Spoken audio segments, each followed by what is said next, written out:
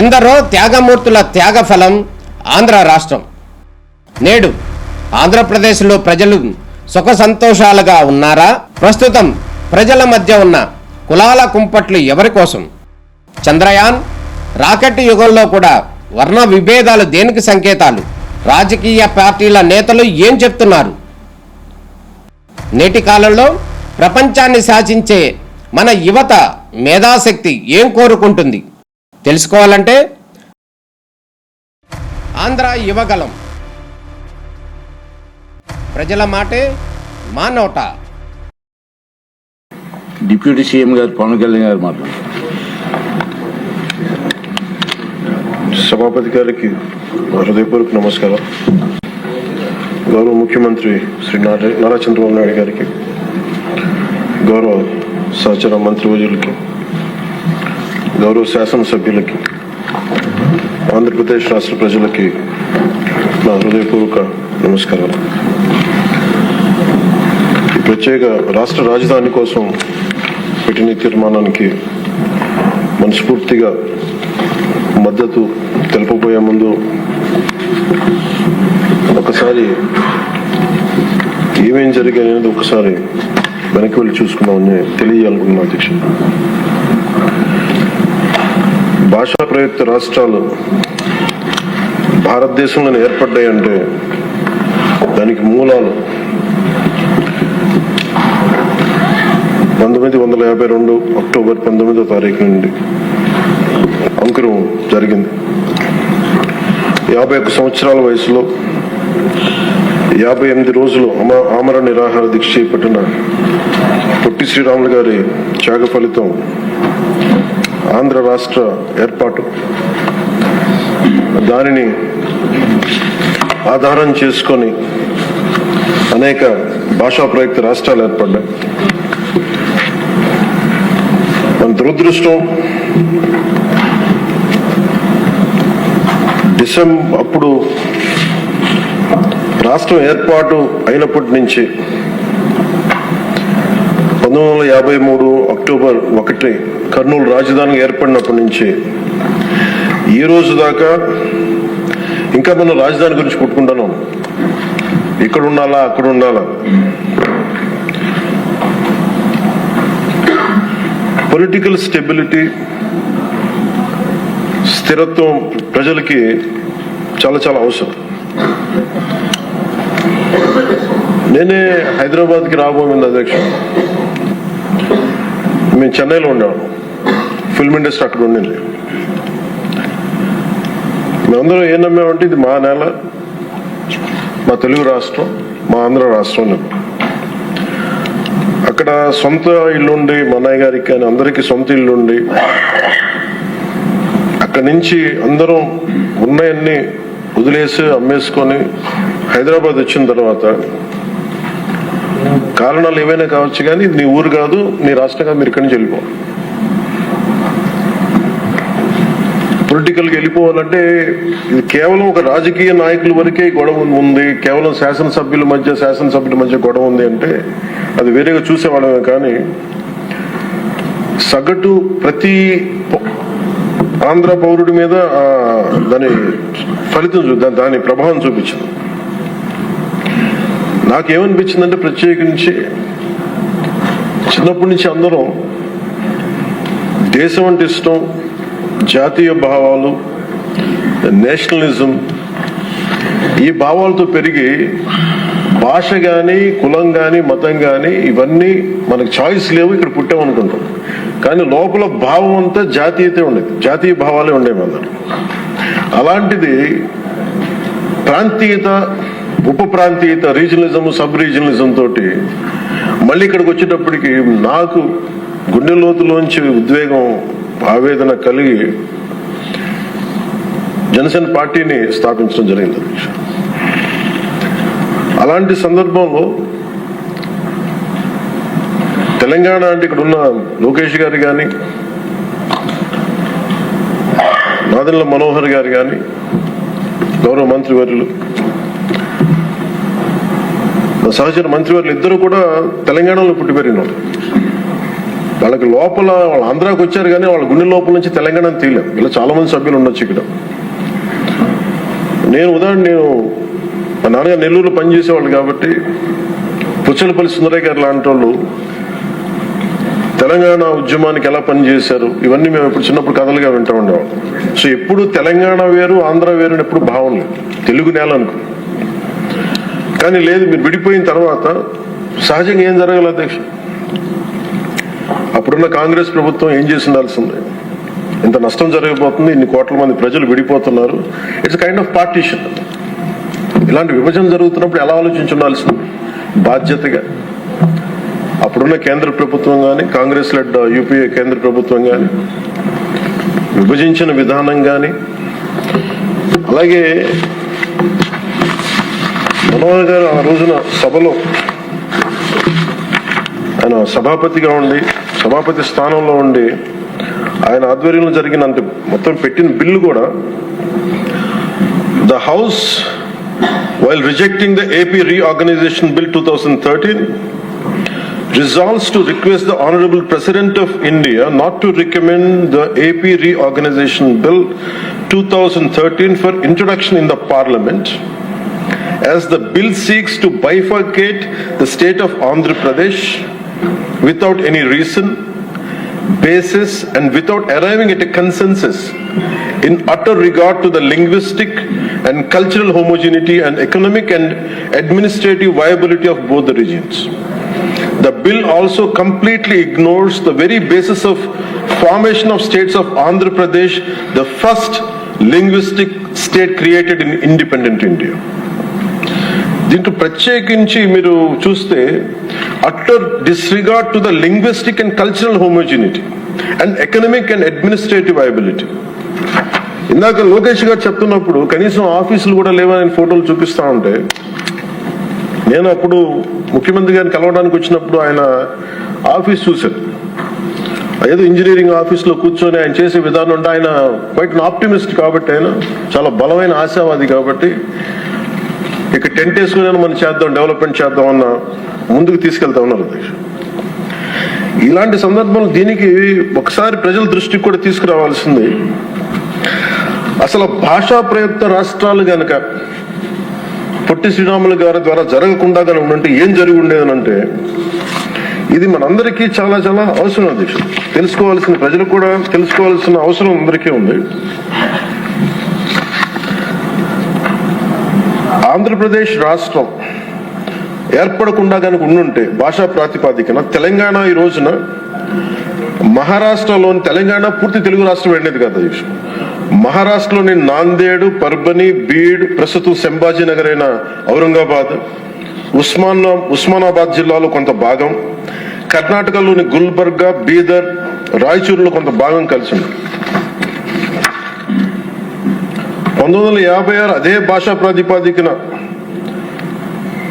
ఈరోజు కేరళ ఏర్పడింది అంటే, మద్రాస్ ప్రెసిడెన్సీ నుంచి మలబార్ జిల్లా, కాసర్గోడ్, ట్రావెన్కోర్, కొచ్చిన్తో కలిసి మళ్ళీ కేరళ రాష్ట్రం ఏర్పడింది. అలాగే ఈ రోజున మనం చెప్తున్న మైసూర్ దీని రాష్ట్రం, బళ్ళారి, కొల్లేగల్ తాలూకా, సౌత్ కెనరా కలిసి కన్నడ మాట్లాడే ప్రజలు కర్ణాటక రాష్ట్రం ఏర్పడింది. బాంబే ప్రావిన్స్, మహారాష్ట్ర, గుజరాత్ ప్రత్యేక రాష్ట్రాలుగా ఆవిర్భవించారు. తర్వాత పంజాబ్, హర్యానా, అన్ని రాష్ట్రాలు భాషా ప్రయుక్త రాష్ట్రాలుగా మన ఆంధ్రప్రదేశ్ త్యాగంతో నలిగిపోయి ఉనికితో ఏర్పడ్డ తర్వాత తిరిగి మనకి ఒక రాష్ట్రం కావాలి, మనకి ఇది కావాలంటే ఈరోజు రాజధాని లేకుండా ఇన్ని 70 సంవత్సరాలు పై, దాదాపు 68-70 సంవత్సరాలు అయినా కానీ, 6 దశాబ్దాలు దాటినా కానీ ఇంకా మనం ఒక రాజధాని లేని రాష్ట్రంగా, ఇంకా సరైన వసతులు లేని రాష్ట్రంగా, ఒక అడ్మినిస్ట్రేటివ్ సౌకర్యాలు లేని రాష్ట్రంగా, ఒక హైకోర్టు సమూలంగా బలమైన హైకోర్టు లేని రాష్ట్రంగా ఇంకా మనం కొట్టుకుంటానే ఉన్నాం. ఇది నిజంగా చాలా ఆవేదన కలిగించేది, చాలా బాధ కలిగించేది. ఒకసారి అనిపిస్తుంది అసలు భాషా ప్రయుక్త రాష్ట్రాల ఏర్పాటుకు లేకుండా ఉండి ఇంకోలా ఉండేదేమో పరిస్థితి అని. మన అన్ని రాష్ట్రాలకి దేశం మొత్తం మీద మనకి జాగ్రఫీలు మార్చి మన జాగ్రఫీని తుడిచిపెట్టేసుకుని అటు ఇటు ఇంకా కొట్టుకుంటా ఉన్నాం. ఒక క్యాపిటల్ లేదు, ఇంకోటి లేదు. ఇవన్నీ నేను ఆలోచించే 2014లో బేషరతుగా ఎలాంటి కండిషన్స్ లేకుండా ఒకేసారి కూర్చొని నేను ఎందుకు చంద్రబాబు నాయుడు గారి నాయకత్వం తెలుగుదేశంకి మద్దతు పలికానంటే ఇది నా దేశం మీద ఉన్న ప్రేమ, నా ఆంధ్రప్రదేశ్ నేల మీద ఉన్న గౌరవం. ఇది ఎందుకంటే ఆయన లాంటి వ్యక్తి ఒక 4 దశాబ్దాల అనుభవం ఉన్న వ్యక్తి, నాయకుడు. ఆయన లాంటి వ్యక్తి చేతిలో ఆంధ్రప్రదేశ్ ఉంటే చాలా బాగుంటుంది. వారు నిర్ణయం తీసుకున్నారు అమరావతి రాజధానిగా ఉండాలి అని. అప్పటికి మనం రింగ్ రోడ్స్ ఎన్ని గొడవలు చూసాం. ఎక్కడైనా సరే భూ సమీకరణ అంటే చాలా గొడవలు ఉంటాయి. అలాంటిది 32,000 33,000 పైచిలకు ఎకరాలు తీసుకుంటున్నప్పుడు 80 to 90% చాలా సజావుగా సాగింది. అది నేను ఆ రోజుల్లో ఉన్నప్పుడు కొన్ని పరిస్థితులు వచ్చినాయి. ఉదాహరణకి ఉద్దండరాయనిపాలెం దగ్గర చాలా మంది దళిత కులాలకు చెందిన రైతాంగం వచ్చి నా దృష్టికి వచ్చి ఇట్లా మేము కూడా ఇక్కడే అంటి పెట్టుకున్నాం, మాకు కూడా కొంచెం వేతనం కొంచెం ఎక్కువ ఇప్పించండి, కొంచెం మనకి కాంపెన్సేషన్ ఎక్కువ ఇప్పించండి అంటే అది ఆ రోజున వారి దృష్టికి తీసుకెళ్ళినప్పుడు వాళ్ళకు కూడా న్యాయం చేశారు. ఇవన్నీ చేసిన తర్వాత ఎక్కడో ఒక చోట ముందుకెళ్తున్న పరిస్థితుల్లో 1924 ప్రభుత్వం మారింది. ప్రభుత్వం మారిన తర్వాత అసలు దాని మీద ఎంత కక్ష కట్టారండి అంటే ఈ లోపుల్లోనే దాని మీద చాలా అభండాలు వేశారు. ఖచ్చితంగా భూమిని తీసుకుంటున్నప్పుడు కొన్ని సమస్యలు వస్తాయి అధ్యక్ష. అయిష్టత ఉన్నవాళ్ళు ఉంటారు. మొత్తం 100% సంతోషంగా ఎవరు, కానీ మెజారిటీ ప్రజలు మటుకు ఇష్టాపూర్వకంగా ఇచ్చారు. అందరూ నాలాగే నేను ఎలా అయితే వచ్చానో మన రాజకీయాల్లోకి మన ఉనికిని కోల్పోయాం, ఆంధ్రప్రదేశ్కి ఉనికి లేదు, రాజధాని లేదనేది నేను అమరావతి జిల్లా సంబంధించిన రైతాంగం అందరితో మాట్లాడితే చాలా ఎక్కువ శాతం మంది మా ఇష్టం తెస్తున్నాం. ఇక్కడ మేము నేల పోగొట్టుకున్నాం, హైదరాబాద్ పోగొట్టుకున్నాం, మేము ఇస్తాం అని చెప్పి చాలా మంది సంతోషంగా ఇచ్చారు. ఇందాక కేశవ్ గారు చెప్పినట్టుగా ల్యాండ్ తీసుకోవాలంటే గొడవలు వస్తాయి. అలాంటిది 30,000 పైల ఎకరాలు తీసుకుంటున్నప్పుడు ఎక్కడా కూడా ఎలాంటి ఇబ్బంది లేకుండా, గొడవలు లేకుండా, కేవలం సామరస్యపూర్వకమైన చర్చల ద్వారా అంటే ఓన్లీ ఆ చర్చలు కూడా దేనికి సంబంధించి మాకు ఎంత కాంపెన్సేషన్ ఉంటే మాకు ఎటువంటి దానివల్ల గౌరవ మంత్రి నారాయణ గారి ఆధ్వర్యంలో చాలా సానుకూలంగా సాగింది. పరిస్థితులు ఏమైనప్పటికీ 1924 మధ్యలో ప్రభుత్వం రాలేకపోయింది. ఆ రోజునున్న ఆ ప్రభుత్వం రాలేకపోయింది. వచ్చినప్పటి నుంచి అసలు ఎలాంటి గొడవలు జరిగినాయి అంటానికి చాలా మీకు ఎంత బాధ కలిగించే అంశాలంటే, ఇంట్లో నుంచి బయటికి రాని ఆడవారు అసలు బయటికి రావాలంటే ఆలోచించేవాళ్ళు.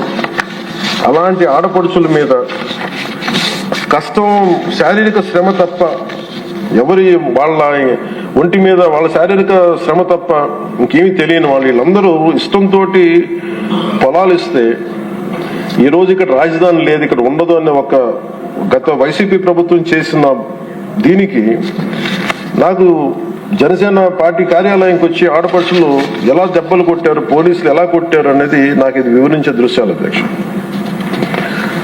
అలాగే ఎలాగే వీళ్ళని వచ్చి ఎన్ని రకాల కష్టాలతో ఉన్నాం, మాకు ఏం చేస్తున్నారు అనేది మా జనసేన పార్టీ ఆఫీస్ దృష్టికి తీసుకొచ్చారు. ఆవిడకి ఇక్కడ చూస్తే మీకు ఆవిడ ఎలా కొట్టారు పోలీసులు అనేది ఆవిడ ఏడుస్తుంది. నేను ఇంట్లో నుంచి ఎప్పుడు బయటికి రాలేదు, నా బిడ్డల భవిష్యత్తు కోసం ఇస్తే నన్ను ఎలాంతా దారుణంగా కొట్టారు చూడండి అని చెప్పి మేము చెప్పుకోలేకపోతున్నాం, మేము కూర్చోబెట్టి ఎక్కడెక్కడ కొట్టా మీకు చెప్పలేకపోతున్నాం అనేది ఆవిడ చాలా హృదయ విదారకంగా చెప్తుంది. ఈయన పాపం పనిచేసుకున్న రైతు, ఆయన మాకు ఎందుకు కాంపెన్సేషన్ ఇవ్వట్లేదు అని అమరావతి గురించి ఎందుకు మీరు కంటిన్యూ చేయారంటే ఆయన మీద దాడి చేసి రిపీటెడ్ గా ఆయన కొట్టింది ఆయన చూపిస్తున్నారు. ఇదే చూస్తే ఇక్కడ ఈ ఆడపడుచున్నాడు. నేను వీళ్ళకి మద్దతుగా వెళ్తే అధ్యక్ష మొత్తం ముళ్ళ కంచెలేసి కూర్చోబెట్టాను పోలీసులతో. ఈరోజు చూస్తున్న అమరావతి కానీ ఈరోజు చూస్తున్న ప్రాంతం కాదు, ఒక యుద్ధ వాతావరణం ఉండేది, గుబులు వాతావరణం ఉండేది. చట్టసభలోనే ఇందాక లోకేష్ గారు చెప్తున్నట్టుగా చట్టసభలోనే దాడులు చేసే పరిస్థితిలో ఉన్నప్పుడు ఇంకా బయట శాసనసభ్యులకే రక్షణ లేనప్పుడు ప్రతిపక్ష నాయకులుగా ఉన్న చంద్రబాబు గారికి రక్షణ లేనప్పుడు ఇంకా సగటు రైతుకి ఏ రక్షణ ఉంటుందో మీరు ఊహించుకోగలరు. అలాంటిది మేము కూర్చోబెట్టి బయటకు వస్తే అధ్యక్ష మొత్తం ముళ్ళ కంచెలు వేసి మమ్మల్ని ఇక్కడ కూర్చోబెట్టి మీరు 15 నిమిషాలు కూర్చుంటే వెళ్ళిపోతామంటే ఇంకా నాకు విసుగొచ్చి గొడవ పెట్టుకొని మీరు వదిలితే వదలండి, లేదంటే మీరు కంచెల నుంచి ముళ్ళు చిరిగిపోయినా ముందుకెళ్తామని చెప్పి ఆ పొలాల మధ్యలో నుంచి వెళ్తే అప్పుడు కూర్చోబెట్టి గొడవ పెట్టుకుంటే పోలీసులు వెళ్తే వాళ్ళందరూ చెప్పుకున్న బాధ అధ్యక్ష, వాళ్ళ ఏడుపుల అధ్యక్ష, పాపం ఈ రైతులు కన్నీళ్ళు చాలా ఇవన్నీ ఆవేదన కలిగించింది. ఈ అబ్బాయి అయితే ప్రత్యేకించి నోటి మాట కూడా రాదు అధ్యక్ష. ఈ అబ్బాయికి బాధ ఎలా కొట్టారో కూడా అబ్బాయి చెప్పలు. ఈ అబ్బాయి వీళ్ళందరూ కూడా దళిత కులాలకు చెందిన కురాలు అధ్యక్ష. ఈ అబ్బాయికి మాట కూడా రాదు, ఏడుస్తా వేదం ఏం చెప్పాలో తెలియట్ల, భాష లేదు ఆ భావానికి, ఆ ఏడుపుకి, ఆ వేదనకి భాష లేదు. ఆ సైగలతోటి ఆ రాని వచ్చిన ఒక మోగ గొంతుతోటి మాట్లాడుతుంటే నా గుండె కరిగిపోయింది. రైతాంగం అందరూ వచ్చి మమ్మల్ని రిపీట్గా మాకు హెల్ప్ చేయండి, మీరు నిలబడాలంటే ఇవన్నీ కూడా నేను అప్పుడు మేము అలయన్స్ లో ఉన్న భారతీయ జనతా పార్టీ కేంద్ర నాయకత్వం దృష్టికి తీసుకెళ్లి ఆ రోజున జనసేన పార్టీ నుంచి చాలా బలంగా నిర్ణయం తీసుకున్నాం. ఆంధ్రప్రదేశ్కి ఉండేది ఒకే ఒక రాజధాని, అది అమరావతి అవుతుంది. అది మేము చాలా క్లియర్ కట్ గా మేము చాలా బలంగా తీసుకున్నాం అధ్యక్ష.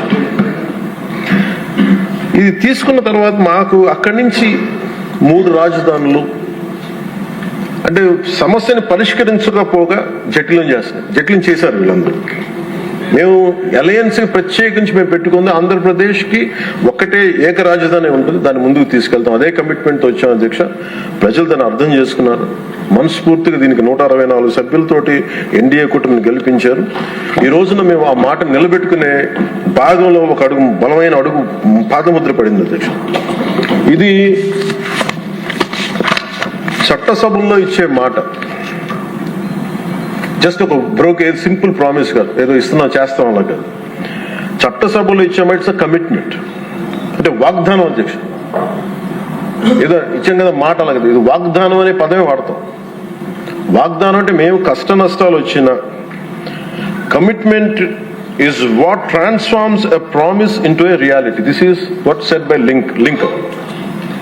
కమిట్మెంట్ ఉన్న చోట కన్సిస్టెన్సీ ఉంటుంది. అందుకే మేము ఈ రోజున ఎన్డీఏ కూటమి ప్రభుత్వం చంద్రబాబు గారి నాయకత్వంలో we are committing, we have committed, we will make sure this is only going to be the capital of state of Andhra Pradesh. Take it forward.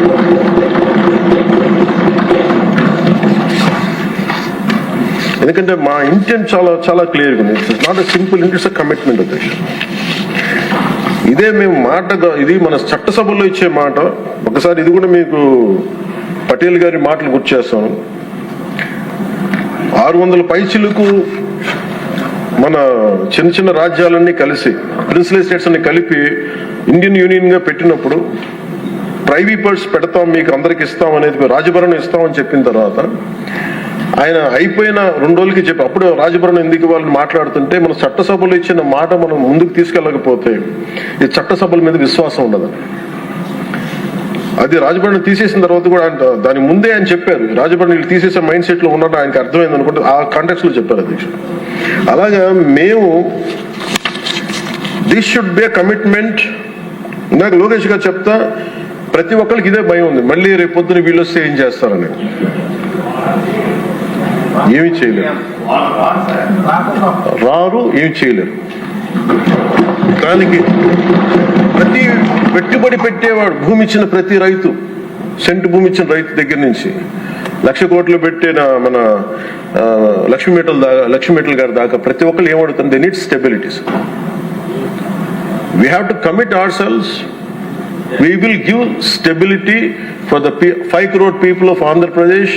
Through that we will stabilize our country, Bharat.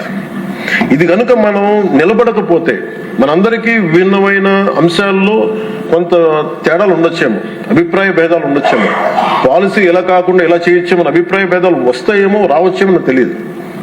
ఇప్పుడు దాకా రాలే, సంతోషం. రాకూడదని కోరుకుంటున్నాను ఖచ్చితంగా. కానీ ఏది ఏమైనప్పటికీ భవిష్యత్తులో మటుకు మనందరం ఒకటే మాట మీద అమరావతి రైతాంగానికి కట్టుబడి ఉండాలి, నిలబడాలి.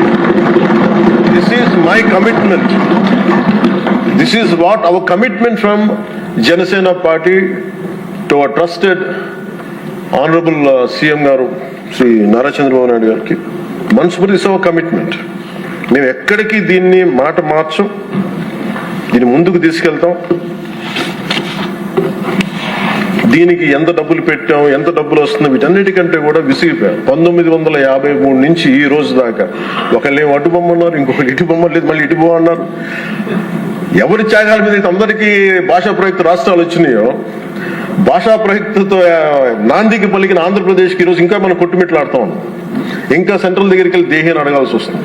మాకు ఇవి ఇవ్వండి, మాకు ఆఫీసులు ఇవ్వండి, లేదా ఇందాక మీరు చెప్పిన ఆ షెడ్యూల్స్ రావాల్సిన ఆఫీసులు కానీ ఇంకా రావాల్సిన ఏమి రాలేదు. ఇంకా అడగాలంటే మన గొంతు చాలా బలంగా ఉన్నాం. సబ్ రీజనలిజం అనే యాటిట్యూడ్ తీసేయాలి మన దగ్గర. మీరు ఉత్తరాంధ్ర, మీరు రాయలసీమ, ఏంటి రాయలసీమ, ఏంటి ఉత్తరాంధ్ర, ఏంటి గోదావరి జిల్లాలో అన్ని కలిపి ఆంధ్ర కాదా? అందరూ మాట్లాడి తెలుగు వాళ్ళం కాదా? అసలు తెలుగు జాతి ఐక్యతగా మనం మాట్లాడుకున్న మైండ్ సెట్ నుంచి నిజంగా బాధ ఏంటంటే మన ఆంధ్ర కన్ఫైన్ అవ్వాల్సి వచ్చింది. ఫైన్, భావంలో తెలుగు జాతి ఉంది కానీ గుండెల్లో ఓకే, మనకు reality is Andhra. Okay, let us accept Andhra. మళ్ళీ దీంట్లో కూడా ఇందాక మీరు చెప్తున్నారు, లోకేష్ గారు చెప్తామంటే మీ ఉత్తరాంధ్రకి అవసరం లేదా అంటే, ఇంకా మనలో కూడా మనకి సబ్ రీజన్స్ పెట్టుకుంటే ఈ రాష్ట్రానికి ఎవరు రక్షించలేడు. మన ఎంతమంది ఉండి మీరందరూ చదువుకున్న వాళ్ళు, అద్భుతమైన ఏమంటారు అనుభవం ఉన్నవాళ్ళు,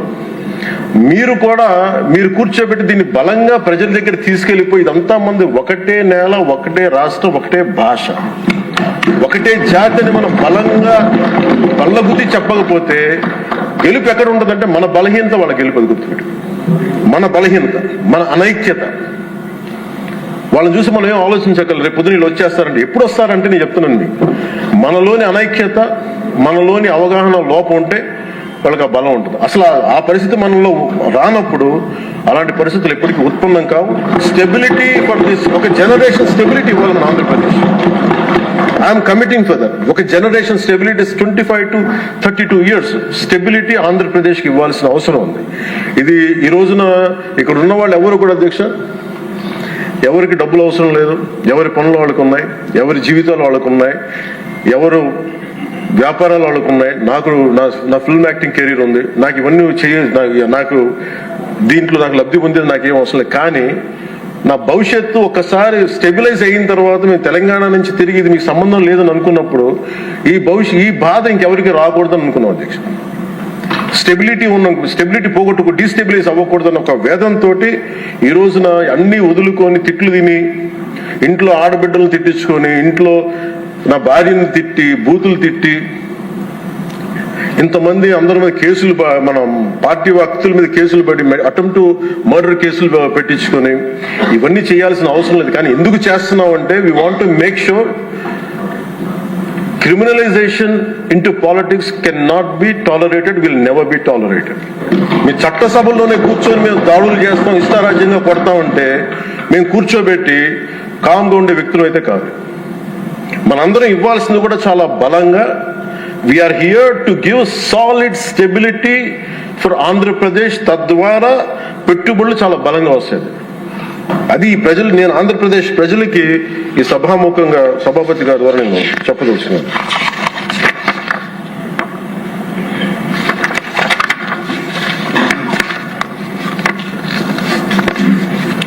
చంద్రబాబు నాయుడు గారి దగ్గర నేను ఒకటే చూశాను అధ్యక్ష.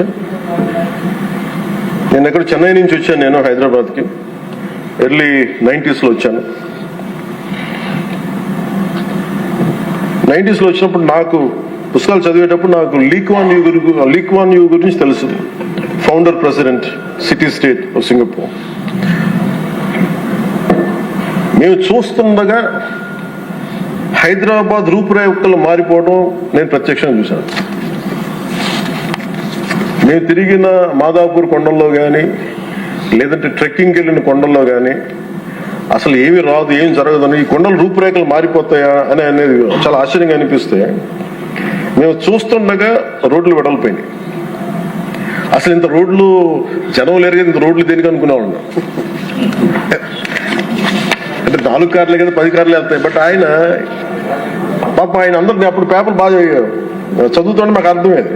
ఆయన అందరూ అంటూ ఉండేవాళ్ళు మాటలు, ఈ ఏంటి వరల్డ్ బ్యాంక్ తో కుమ్మక్కైపోయి చేశారంటే అది ఈజీగా ఉంటుంది ఆ మాట అనేయటం, కానీ దాని విలువ ఈ జనరేషన్ అనుభవిస్తుంది. ఒక పొలిటికల్ లీడర్ నెక్స్ట్ ఎలక్షన్స్ గురించి ఆలోచిస్తుంది. ఒక విజనరీ ఉన్న నాయకుడు వచ్చే తరం కోసం ఆలోచిస్తాడు. ఖచ్చితంగా అది ఆ దార్శనికత ఉన్న చంద్రబాబు గారు చేసింది. మొన్నగా ప్రతిసారి హైదరాబాద్ టువర్డ్స్ ఎయిర్పోర్ట్ వస్తూ ఉంటే, ఎప్పుడు మాకు ఆ ఫ్లైఓవర్ మధ్య వెళ్తా ఉంటే నిజంగా ఇందాక చెప్తున్నప్పుడు సికింద్రాబాద్ వచ్చింది, హైదరాబాద్ వచ్చింది. Cantonment is more of Secunderabad, Hyderabad is Nizam, but Cyberabad it's one man's creation. అది మనం యాక్సెప్ట్ చేస్తే అది మనకి చాలా మందికి అది నచ్చచ్చు నచ్చకపోవచ్చు, కానీ ఒక రియాలిటీని యాక్సెప్ట్ చేస్తారు. ఎందుకంటే అది కూర్చోబెట్టి ఆయన కూర్చొని డిజైన్ చేశారు, ఒక కాన్సెప్ట్ చేసి దాన్ని ఇంతమందితో ఇబ్బంది పడి అందరి చేత మాటలు అనిపించుకొని ఒకసారి రోల్ చేసిన తర్వాత దాన్ని ముందుకు తీసుకెళ్లిన తర్వాత అది దాన్ని ముందుకు తీసుకెళ్ళడం ఎవరికి ఫస్ట్ ఎవరు పెట్టగలరు? అన్ని కష్టాలను అధిగమించి అందరి చేత మాటలు అనిపించుకొని ఎవరు పెట్టగలరు? That credit goes to honourable CM Shri Chandrababu garu. We wholeheartedly acknowledge your efforts. We wholeheartedly acknowledge your vision. My commitment to you is that we will stand by. మీరు అక్కడ హైదరాబాద్కి ఎంత కమిటెడ్గా చేశారో ఈ రోజున పెట్టుబడులు వస్తుంటే మన అమిత్ షా గారితో మాట్లాడారు, మా హోంమంత్రి అమిత్ షా గారితో మాట్లాడుతున్నాం మన మధ్య ఢిల్లీ వెళ్ళినప్పుడు. ఆంధ్రప్రదేశ్ చాలా చాలా రాష్ట్రం, దేశంలోని అన్ని రాష్ట్రాల కంటే కూడా ఎక్కువ పెట్టుబడులను ఆకర్షిస్తుంది. దీని ఫలితాలు మీరు ఇంకొద్ది ఇప్పుడు కనిపించకపోయినా కానీ భవిష్యత్తులో మీకు చాలా అద్భుతమైన స్టేట్ కింద వస్తుంది అని చెప్పి మన అందరికీ మనస్ఫూర్తి వారి అభినందనలు తెలుసు. అలాగే ఈ రోజున కూటమి ప్రభుత్వం అధికారంలోకి వచ్చిన వెంటనే అమరావతి రైతులకు ఇచ్చిన మాట నిలబెట్టుకుంటూ రాజధాని నిర్మాణ ప్రక్రియను పునఃప్రారంభించాం. 25 మే 2వ తేదీన గౌరవ ముఖ్యమంత్రి శ్రీ చంద్రబాబు నాయుడు గారి నాయకత్వంలో గౌరవ ప్రధాని శ్రీ నరేంద్ర మోదీ గారి చేతుల మీదుగా పునర్నిర్మాణం పనులు ప్రారంభించాం. మౌలిక సదుపాయాల అభివృద్ధిని వేగవంతం చేశాం. వరల్డ్ బ్యాంక్ ఏడీబీ నుంచి 15,000 కోట్లు, హడ్కో నుంచి 11,000 కోట్లు, నాబార్డ్ నుంచి 7,387 కోట్లు సమీకరించి పనులు చేపట్టాం. రాజధానికి పెట్టుబడులు రాక మొదలైంది. ఒకేసారి 15 జాతీయ బ్యాంకులు తమ కార్యాలయాల ఏర్పాటుకి శ్రీకారం చుట్టాయి. మరో 28,000 కోట్ల పెట్టుబడులు వచ్చాయి. అమరావతి ఒక సాధారణ రాజధాని కాదు, ఇది ఒక ప్రజా రాజధాని, ప్రపంచ శక్తిగా రూపుదిద్దుకున్న రాజధాని. అమరావతి ఆంధ్రప్రదేశ్ రాష్ట్ర శాశ్వత రాజధాని.